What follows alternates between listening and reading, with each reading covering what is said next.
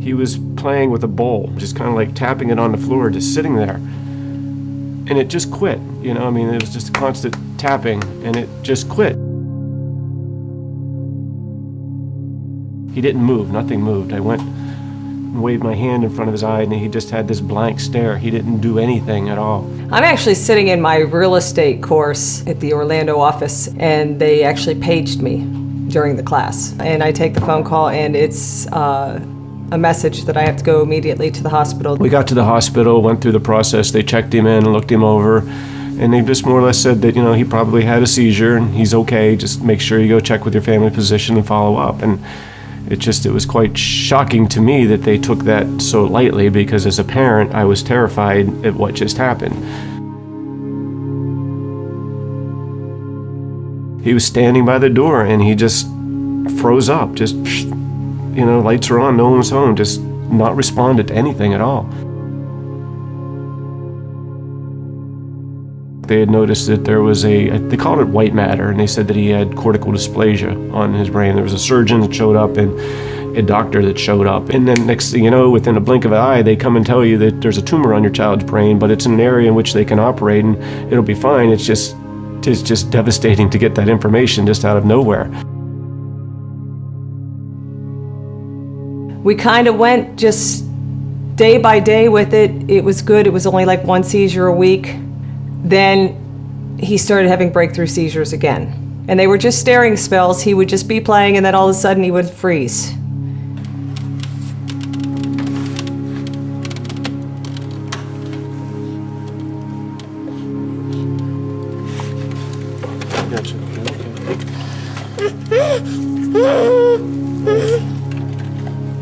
Unfortunately, where he was heading with the seizures, it wasn't good. The seizure won't hurt him. It's what he's doing when they're having a seizure. If he's climbing a tree, he could fall out. If he's riding a bike, he could fall off. If he's swimming, he could drown. You know, if they're driving later on in life, you know, you have no control of it. It comes on, you don't know what's going to happen. I just was fed up. I was just to the point where all they were doing was changing his medications. We were working with medications. Medications weren't working. They knew there was something there, but they just weren't able to pinpoint it. We were able to go to get a second opinion, and we discussed it, and we ended up going to Miami Children's Hospital. Miami Children's Hospital had been ready to schedule me with an evaluation appointment within a week. I got a call back within 2 hours that I called. I mean, it was like one of those things that I know doesn't happen with hospitals, but God's on my side, and I got an appointment within a week.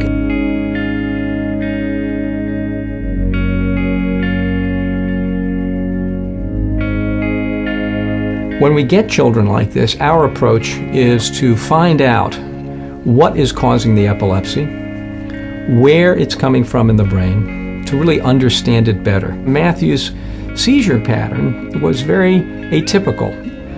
We all tend to think of seizures as motor convulsions where you shake all over, and I think one of the problems in recognizing seizures in children is that the manifestations are very diverse.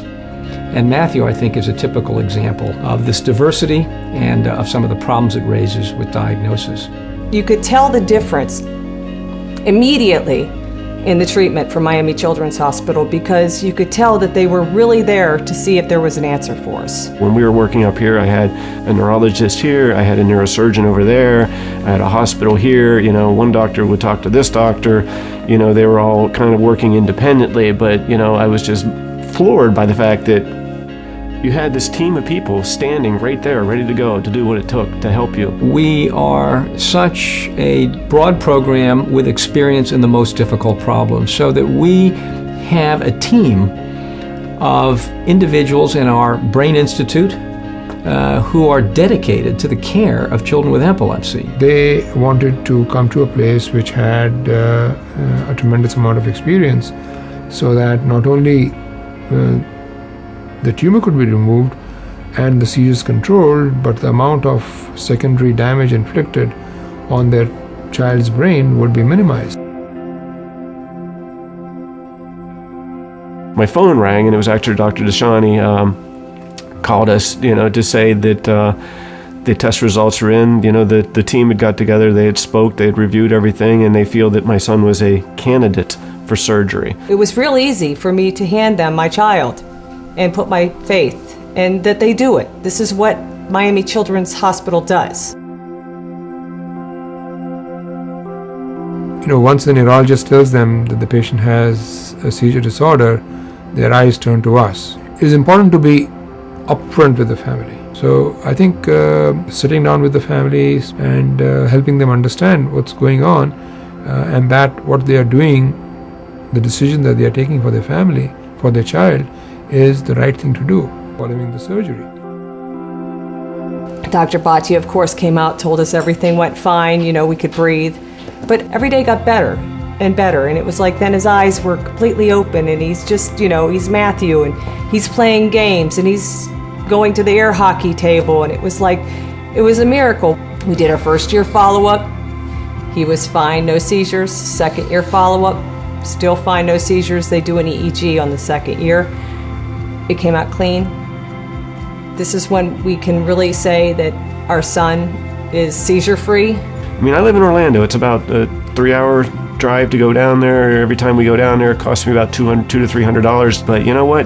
Anytime I have to do a follow-up or test, it's so worth my time and peace of mind for me to travel back down there just to see them. If we hadn't found Miami Children's Hospital and this hadn't been